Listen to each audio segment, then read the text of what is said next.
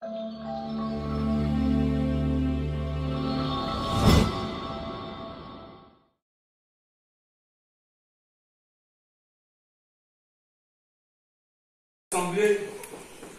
le Dieu vivant, le Dieu véritable, Jésus-Christ de Nazareth. Amen. Je crois qu'ici il y a des hommes et des femmes qui craignent le Dieu authentiquement. Raison pour laquelle j'ai dit non.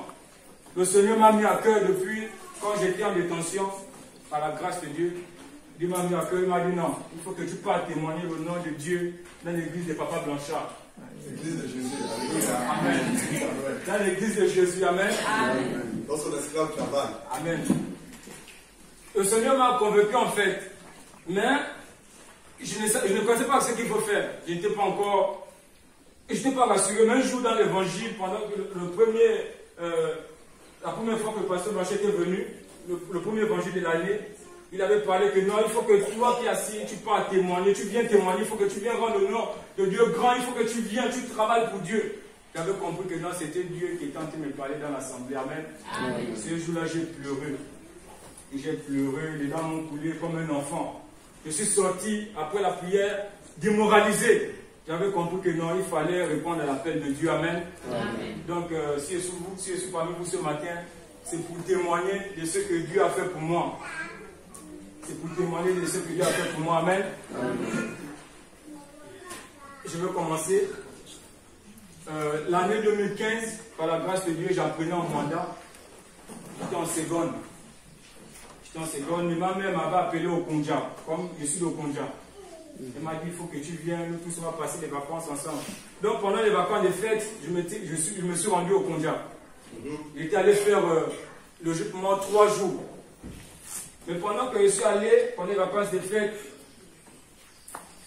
j'ai eu un accident là-bas. Je me suis battu avec mon frère, c'est mon grand frère. Pendant qu'on s'est battu, je lui ai donné la mort. Je l'ai tué, comme on peut dire. Involontairement, je n'avais pas les ambitions et les intentions de lui donner la mort. Mais pendant que je suis allé en vacances, j'ai fait la bagarre avec lui. On s'est battu. On s'est battu la nuit. Nous sommes battus la nuit. Le lendemain matin, je vais vous expliquer l'histoire comme ça a commencé. Amen. Ce jour-là, c'était un samedi 27 décembre 2015. On avait une cérémonie, on avait présenté la grande sœur. Donc pendant qu'on avait présenté la grande sœur, nous on était chargés de partager le vin et l'alcool, les alcools, tout ça là. La cérémonie s'est bien passée. Pendant que la cérémonie s'est passée, après la cérémonie, mon petit frère m'a dit, bon, grand, il ne peut pas aller dormir comme ça, il faut qu'on fasse finir la soirée au bar. Je lui ai dit non. Et il faut qu'on rentre, parce que même en ce moment, il m'a dit non, il faut qu'on parte au bar. Nous sommes allés au bar, bon, ce jour-là, je n'avais pas bu. Après le bar, nous sommes rentrés à la maison. Pendant qu'on rentrait à la maison, j'étais accompagné de mon petit frère. Il y avait un monsieur et une dame qui passaient. Ils étaient 3. Le monsieur approché d'un monsieur là, comme c'était au village, je lui ai dit, ah, monsieur, nous sommes que vous êtes nouveau. Il m'a dit, oui, exactement. Je suis un nouveau. Je suis le beau-frère du chef du village. Il a dit, ah, ok, gloire à Dieu, il n'y a pas de problème, on est ensemble. Ok, on est ensemble. Mais tout à coup, je lui vois entrer sur le super mon petit frère. Je viens les séparer. Pendant que je viens les séparer, mon grand frère qui était avec lui, ils ont commencé à faire la bagarre. Avec mon petit frère là. Ils ont fait la bagarre. Et quand je viens les séparer, quand je viens les séparer, la bagarre se tourne déjà. Le grand là vient déjà se battre avec moi. Ça devient la bagarre où on se bat, les parents qui à gauche, à droite, ils nous attrapent. Maman me dit, tu n'es pas venu ici pour faire les problèmes, tu es venu ici pour passer les vacances. Il faut rester tranquille. Et tu ne dors même pas à la maison là-bas, il faut aller dormir là-bas. Je suis parti dormir dans sa maison, comme elle avait construit une maison des hommes. Je suis allé dormir ce jour-là avec elle. Mais ce jour-là, le lendemain matin à 6 h, c'est le grand frère qui vient. Il me dit, non, hier tu m'as manqué le respect, il faut qu'aujourd'hui on fait la bagarre là. Tu voulais faire la bagarre depuis hier. J'étais dans la chambre. Je dormais encore parce qu'il faisait encore 6 h. Quand je sors du salon, bon, j'entends la vieille qui est dehors, la voix commence à changer. Elle crie, oh non, je t'ai pas laisse. Je sors pour voir ce qui ne va pas. Quand je sors, tout à coup, il vient me trouver avec la bagarre. Ça devient une grande bagarre entre eux et moi. Il était plus grand que moi en âge, parce que j'avais encore 21 ans en cette année-là. On s'est battu. Il m'avait tapé, il était plus fort que moi. Moi, je lui ai dit non, on nous a attrapés. J'ai dit non, tu ne peux pas me taper devant mon père et ma mère comme ça. On va faire l'IA, on va faire la bagarre, il faut qu'on fasse la bagarre. Je l'ai suivi. Pendant que je l'ai suivi, je suis passé par derrière la maison pour qu'on ne m'attrape pas. En passant par derrière la maison, il y avait une pelle qui traînait. J'ai ramassé une pelle, la pelle là. Je l'ai suivi que non, arrête-toi, on va faire la bagarre. Il s'est arrêté. Pendant qu'il s'est arrêté, je lui ai damé la pelle là, il est tombé. Quand il est tombé, tout à coup, boum. On l'a mené à l'hôpital. J'étais là démoralisé. Je ne comprenais pas ce qui s'est passé. J'étais étourdi. En fait, je ne comprenais pas. Et dit, ah Seigneur, j'ai tué quelqu'un. J'ai tué quelqu'un, Seigneur. J'ai tué quelqu'un. Et mais je tue ma vie. Qu'est-ce que les parents font? Pour mesure de sécurité, les parents sont allés me laisser au commissariat. J'ai fait une semaine là-bas. J'ai fait une semaine à la gendarmerie de Konja. Après une semaine, c'est d'où j'entends que le frère dans lequel je me suis battu avec lui, il est mort. Je me suis mis à pleurer. Je me dis, ah Seigneur, là c'est quelle histoire? Mon père n'a pas l'argent, ma mère n'a pas l'argent. Comment je vais m'en sortir? Comment je vais faire pour m'en sortir pour ce genre de problème-là, Seigneur? Mais depuis que le problème était arrivé, sans vous cacher, je n'avais pas pour les ambitions de donner mon grand frère la mort. Non. Et je ne comprenais pas en fait. J'avais pour ambition même de me suicider. J'ai dit non, comme c'est comme ça, comme j'ai tué quelqu'un, bon, il faut que moi-même je me tue aussi. Il faut que non, je vais rester tranquille. Il faut que je vais rester tranquille. Il faut que je me tue. Il faut que je meure. Il faut que je me suicide. Mais par la grâce de Dieu, en fait, du coup, je n'ai pas compris. Non, c'était instrumental. Je ne pouvais pas surmonter ça. Parce qu'il avait les ambitions de me donner moi-même la mort. Je ne pouvais pas surmonter ça. Parce que c'était plus fort que moi, en fait. Je ne pouvais pas supporter. J'ai dit, ah Seigneur, à partir de là, j'ai commencé à jeter un regard vers le Seigneur. J'ai dit, non, il y a quand même un Dieu. Les gens parlent qu'il y a un Dieu. Les gens disent qu'il y a un Dieu. Il faut que je fasse appel à ce Dieu-là. Donc, depuis ce jour-là, j'ai pris mon cœur, j'ai pris tout ce qui s'était passé, j'avais remis entre les mains de Dieu. J'ai laissé ça entre les mains de Dieu. J'ai dit, ah Seigneur, je n'ai que toi comme soutien, je n'ai que toi comme sauveur, je n'ai que toi comme bouclier. Maintenant que je suis dans ce genre de situation, je ne sais pas ce que je peux faire, voici tout, j'abandonne à toi. Fais ce que tu veux faire. Amen. J'avais pris ce jour-là, Jésus-Christ Nazareth, en étant comme mon juge, en étant comme mon bouclier, en étant comme celui-là qui peut m'épargner, en étant comme celui-là qui peut me secourir. Parce que la vérité est que mon père, c'est un trappeur, c'est quelqu'un qui vit de la chasse et de la pêche. Ma mère, elle fait l'agriculture. Donc du coup, ils savaient que non, ils n'ont même pas les moyens pour m'épargner, pour me délivrer de ce genre de problème-là. Amen. J'ai remis tout entre les mains de Dieu. Voici, on va me déférer le 4 janvier à la prison centrale de France et Ville. On doit comment déférer avec un motif très compliqué, crime assassinat. Je dis, ah Seigneur, comment je vais faire? Je suis parti, on m'a mis dans un bureau d'instruction. Arrivé dans le bureau d'instruction, la dame qui m'avait reçu a disqualifié le motif. Elle a qualifié le motif de coup mortel. J'ai dit gloire à Dieu. J'ai commencé dans la détention là-bas. J'ai commencé à travailler pour Dieu. J'ai commencé à chercher la face de Dieu. J'ai commencé à chercher la face de Dieu. J'ai commencé à chercher la grâce de Dieu. J'ai commencé à chercher. Dire que non, Seigneur, tu es vrai, tu es grand. Tu as fait dans la vie des hommes. Tu as fait dans la vie des hommes d'autrefois. Je veux aussi que tu fais ma vie. Dire que je m'étais abstenu de tout. J'avais pris Jésus-Christ en étant comme un membre de son primaire. J'ai commencé à lire la Bible, j'ai commencé à chercher la face de Dieu, j'ai commencé à prier, j'ai commencé à travailler pour Dieu. Mais je vous jure que Dieu est vrai. Et Dieu est grand, Dieu est véritable. Amen. Amen.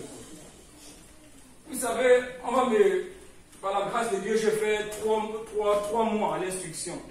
La dame qui traitait mon dossier, elle m'a dit non, je vais t'aider. Je vais t'aider, je te comprends, je sais que c'est un accident qui est arrivé, mais je vais t'aider. J'ai compris que c'est tout de suite mon Dieu, les prières que j'adressais à mon Dieu, les prières que le monde entier adressait au sujet des détenus qui commençaient à agir dans ma vie. Je lui ai dit merci beaucoup madame. Elle m'a dit non, je vais t'aider. Elle a fait tout pour que mon dossier fasse 3 mois à l'instruction. J'ai fait 3 mois à l'instruction. Après on m'a envoyé à la chambre d'accusation. Donc j'attendais déjà le jugement. Pendant ce temps, j'étais toujours dans le jeûne et dans la prière. Je cherchais toujours la face de Dieu. Je cherchais toujours, je demandais toujours à Dieu. Mais Dieu est grand, Dieu est véritable, Dieu parle. Ça veut dire que le lundi 27 juin en 2017, donc oui, un an après, 18 mois après, je vais passer devant le barreau criminel. Parce que le motif qui m'a mené, c'était un motif criminel. J'avais peur, j'avais l'angoisse. Je suis en train de passer la cour criminelle. Comment je m'en sortis? Comment? Mais un jour, je suis en train de dormir. Après, je choisis les assesseurs. Pendant que je dormais, ce jour-là, je sortais d'un travail de jeûne de prière de 3 jours. J'avais jeûné. Je dis à Seigneur, ne m'abandonne pas, ne me délaisse pas. Fais-moi grâce. Je veux que tu me fasses grâce. Si tu me fais grâce, je vais élever ton nom, je vais témoigner ton nom. Fais-moi grâce, Seigneur.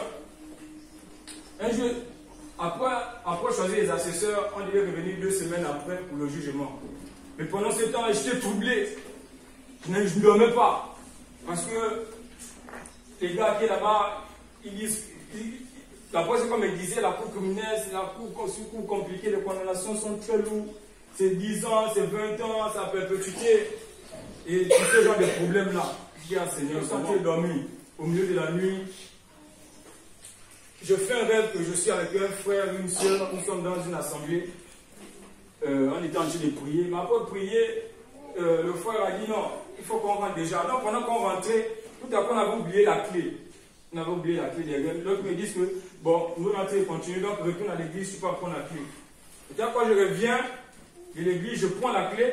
Quand je vais déjà ressortir, je vois une grande lumière qui apparaît. Qui m'apparaît, boum, une grande lumière. Je commence à crier, je pourrais pas ouvrir les yeux.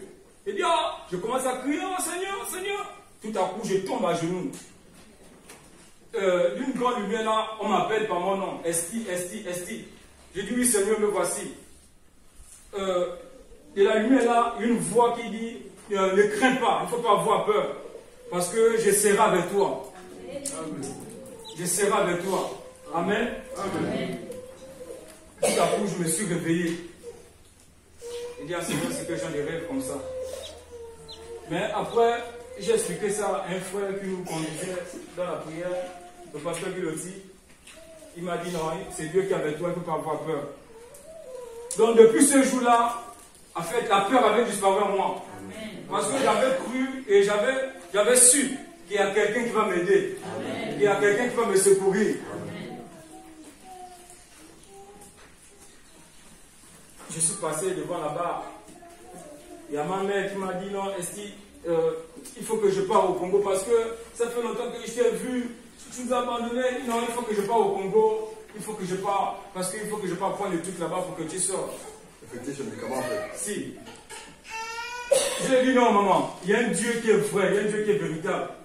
Et je crois que ce Dieu-là va agir. Amen. Amen. Elle n'a pas cru. Elle me dit non. Mais tout à coup, pendant qu'elle faisait son programme, non, s'il était plus loin du jour de mon jugement. Moi, je lui ai dit, bon, maman, tu vas aller prendre les choses là-bas. C'est vrai, tu vas aller prendre les choses, je vais sortir. C'est vrai. Mais, est-ce que tu vas pouvoir maîtriser ce qu'on va te donner là-bas? Parce que c'est un esprit. Après, l'esprit-là ne va pas réclamer. Elle est restée un petit peu. Elle m'a dit, bon, ce que tu dis, c'est la vérité. Mais je crois qu'il y a un Dieu. Je me rappelle la parole qu'elle m'avait dit, elle devait être là. Mais, par la grâce de Dieu, parce qu'elle est au Condia, les petits frères qui sont là-bas. Donc, du coup, elle n'est pas venue avec moi. Mais sinon, elle est au courant que je suis ici. Amen. Elle m'a dit, non, Esti, elle ne croyait pas encore. C'est une femme qui ne craignait pas encore Dieu. Elle m'a dit, oh non, Esti, je crois qu'il y a un Dieu. Et je crois qu'il y a un Dieu qui a fait dans la vie des hommes d'autrefois. Et je crois aussi que ce Dieu-là fera dans ta vie. Amen. Amen. J'ai dit Amen, maman. Je le crois aussi. Je le crois. Donc, j'avais mis ma confiance en Dieu. Je ne vous mens pas. Ce n'est pas dans un marabout, ce n'est pas dans le fétiche, ce n'est pas dans quelque chose. Non. C'est au Créateur, c'est à Jésus-Christ Nazareth. Si. J'ai dit non, il faut que moi-même j'expérimente, il faut que moi-même je vois. Il faut que moi-même je vois le maître des yeux. Et si vous me voyez parler avec assurance devant vous, prendre le risque de quitter d'où je suis pour venir ici, ce n'est pas la blague. C'est parce qu'il y a un Dieu qui est vrai. Si il y a un Dieu qui épargne, il y a un Dieu qui guérit, il y a un Dieu qui sauve, il y a un Dieu qui transforme, il y a un Dieu qui change. Il y a un Dieu qui change même les histoires des gens.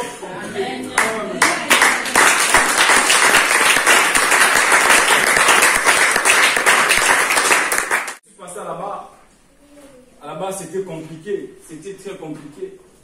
C'était compliqué. C'était vraiment compliqué. Et je n'ai pas d'avocat, mais l'État camerounais m'avait donné un avocat.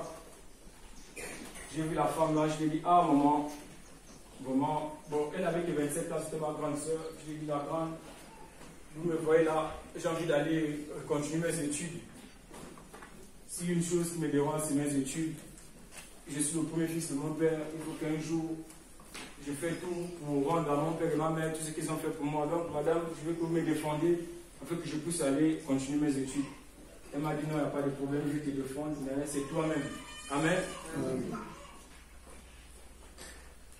On est là-bas, c'était compliqué. On m'a donné à perpétuité, à délibérer. On est à perpétuité. Condamné à mort. On m'a donné condamné à mort à délibérer. Donc tu ne veux jamais sortir de la prison? Non, je ne devais jamais sortir. Je ne devais jamais sortir de prison. Parce que mes plaignants, les gens qui avaient des problèmes avec eux, ils avaient pris. En ce moment, c'est même l'avocat du président de la République, Maître Bogoum Avungo. C'est l'avocat international. C'était l'avocat de mes plaignants, en fait. Donc, l'audience était très compliquée. C'était très compliqué. Le monsieur avait dit il faut que je meure en prison. Il avait dit non, il faut que moi je suis un assassin, je suis un criminel. Il faut que je meure en prison. Mais moi, j'avais mis ma confiance et je croyais qu'il y avait un Dieu qui devait me délivrer de ses mains. Et Dieu m'a délivré de ses mains.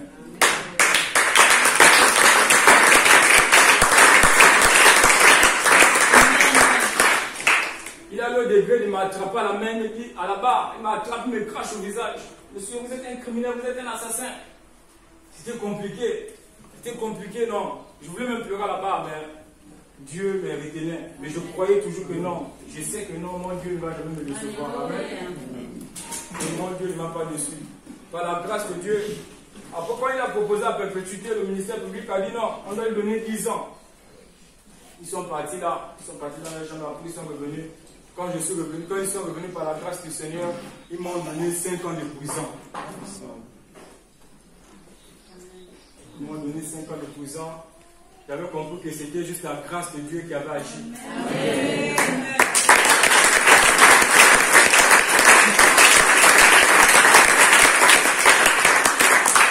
Et pendant les 5 ans de prison, c'était même compliqué.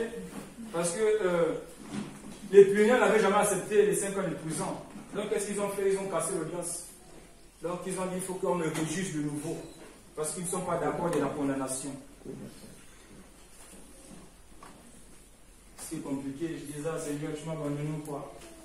Tu m'as abandonné. Tu m'as délaissé. C'était compliqué.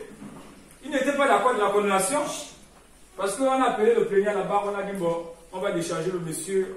C'est un élève, il va retourner. Il a dit non, moi, on a dit le monsieur va vous endommager. Il a dit non, moi je n'ai pas besoin d'argent. Moi, ce que je veux, c'est qu'on le condamne pour qu'il meure en prison. Le monsieur là, c'est mon propre père. C'est le grand frère de mon père. C'est mon propre père. Mais malgré ce qu'il a fait, tu sais, tu peux faire quelque chose pour vouloir nuire à quelqu'un, mais Dieu, aussi longtemps que Dieu est avec toi, il va toujours t'épargner. Amen. Amen. La Bible dit que le malheur attend le juste, mais l'Éternel en délivre toujours. Amen. Dieu délivre. Amen. Dieu délivre quand tu es sur avec lui. Amen. Dieu guérit quand tu es sur avec lui. Amen. Dieu transforme, Dieu change quand tu es sur avec lui. Je n'ai pas d'accord de la condamnation, donc on doit me rejuger de nouveau. Bien, Seigneur, je vais encore repasser là-bas pour voir comment j'ai jugé. C'est compliqué, je ne comprends plus. J'ai essayé d'écrire au tribunal, j'ai écrit à gauche à droite. Ils m'ont dit, oui, tu dois attendre l'audience parce qu'on va te réjouir de nouveau. Donc, tu dois attendre. On va te programmer l'audience, tu dois attendre. Moi, j'avais dit non au jugement. J'avais dit non, j'ai dit, Seigneur m'a déjà condamné, on m'a condamné. j'ai commencé. J'avais compris que c'était juste une autre épreuve que Dieu m'a mené dedans en fait. Je n'ai pas lâché dans la prière, je continuais toujours à prier. Le président m'a donné une grâce présidentielle en 2018, janvier 2018. On avait libéré le 7 février. J'étais censé sortir parce que j'étais déjà condamné, j'avais déjà fait 2 ans. J'étais censé sortir. Moi, je me dis que non, monsieur, vous ne pouvez pas sortir parce que vous êtes considéré comme un prévenu parce que votre plaignant a cassé l'audience. Je dis, ah, donc l'histoire là, c'est sérieux, c'est vrai. C'est vrai, donc on va encore me rejuger. Mais j'ai dit non au jugement. J'ai prié le Seigneur, j'ai prié le Seigneur, j'ai prié le Seigneur, j'ai cherché la face de Dieu, j'ai cherché la face de Dieu, j'ai cherché la face de Dieu. Un jour, il y a les magistrats qui étaient au tribunal, ils étaient venus faire un travail en détention. Pendant ce jour, j'avais programmé le jeûne de Daniel, j'étais dans le jeûne. Concernant même cette situation-là, j'avais dit à Seigneur, si tu es grand, si tu es vrai, si tu es vraiment vrai, non, je veux qu'en cette année-là, que la fiche qui me tienne captif là, que le dossier qu'ils ont mis dans mon dossier là, pour me retenir ici là, Seigneur, moi je veux que tu déchires ça, je veux que tu annules ça, je veux que tu brûles ça par ton feu. Je me suis lancé dans un travail de jeûne, le jeûne de Daniel. Pendant que j'étais dans le jeûne, les magistrats vont quitter au tribunal, ils vont venir, une détention là-bas. On va m'appeler, c'est vous monsieur Bala, oh oui, vous devez sortir depuis, je dis oui monsieur, vous devez sortir depuis. Il me dit bon, on a étudié vos dossiers, on a vu que par la grâce de Dieu, l'appel que les plaignants a fait n'est plus considéré. Donc, on vous maintient vos 5 ans, vous êtes condamné à 5 ans. Une fois, quand vos 5 ans de prison arrivent, vous partez chez vous. Amen. Amen. Et par la grâce de Dieu, j'ai fait 5 ans de détention. Me voici devant vous, plein de santé, plein de grâce.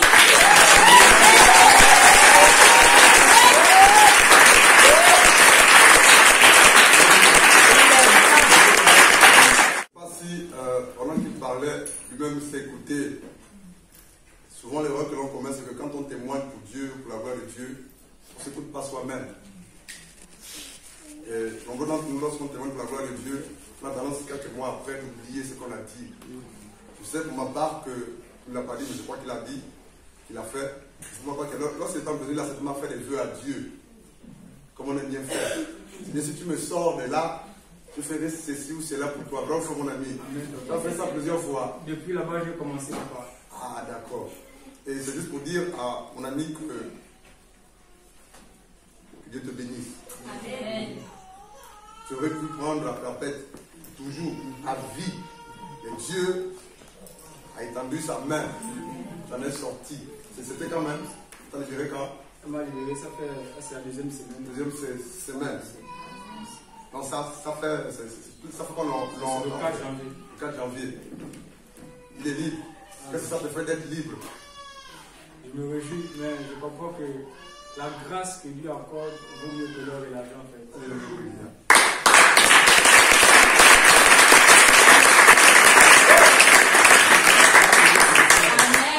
C'est par la grâce de Dieu. C'est par la grâce de Dieu. Si nous sommes là, c'est par la grâce de Dieu. Il y a d'autres même en ce moment qui sont battus. Même dans la prison là-bas. C'est compliqué. S'il faut énumérer, c'est très compliqué. Il y a des hommes qui meurent là-bas. Si, beaucoup. Ouais. Beaucoup de gens. Parce que j'ai parlé en bref, il y a beaucoup de gens. S'il faut compter, je ne peux même pas compter. Ça fait pratiquement combien d'années que l'âge du ministère avant prison? Ça fait pratiquement. Vous êtes venu. Ça fait 3 ans. 3 ans. Ça fait 3 ans. Ça fait 3 ans par la grâce de l'Assemblée. Ça fait 3 ans. Par la prison. Parce que quand vous êtes arrivé pour la première fois, à co-pasteur, exact. Oui, ils nous ont encadré, on a d'abord pour les lui. Et après, quand il est parti, il nous a laissé les responsabilités. Il faisait partie des responsabilités. Parce que tu es évangéliste. Évangéliste. Oui. Que Dieu soit béni. Alléluia. Nous allons prier pour lui. Pour que Dieu le garde. Pour que Dieu le préserve. Pour que Dieu le protège. Pendant près de 3 ans, nous partons du côté de la prison de Yéné pour l'évangile. Donc il en a énormément reçu. Alléluia. Que Dieu le garde, que Dieu le protège, que Dieu fasse de lui un évangéliste de feu et puissant. Alléluia. La lumière qu'il a reçue, qu'il a vue, l'accompagne, le conduit, l'aide au nom de Jésus. Qu'il ne rétrograde pas, qu'il n'abandonne pas la course, qu'il ne répate pas dans le monde. Que le péché, la puissance du péché ne le gagne plus au nom de Jésus. Prions pour notre frère. Est-ce qu'il prie notre frère? Prions.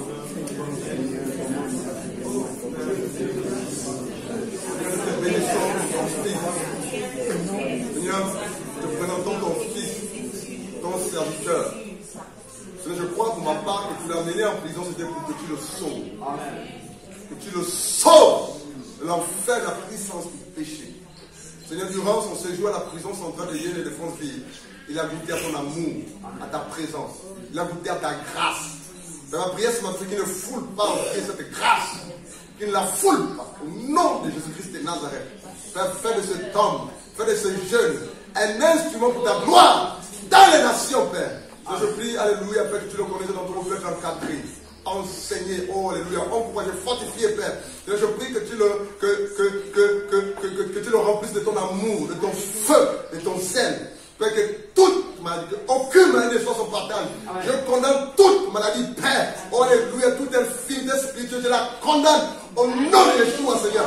Alléluia, Père, que ton feu l'anime, que ton esprit le remplisse. Alléluia, l'amour, le feu des ailes, Père. Pour ta gloire, pour le sein des hommes, Père. Père, que sa bouche ne se ferme pas. Que sa bouche ne se ferme pas. Au contraire, que sa bouche soit ouverte pour ta gloire, Seigneur. Oh, alléluia. Qu'il témoigne de toi matin, midi et soir, Père, au nom de Yeshua, Seigneur.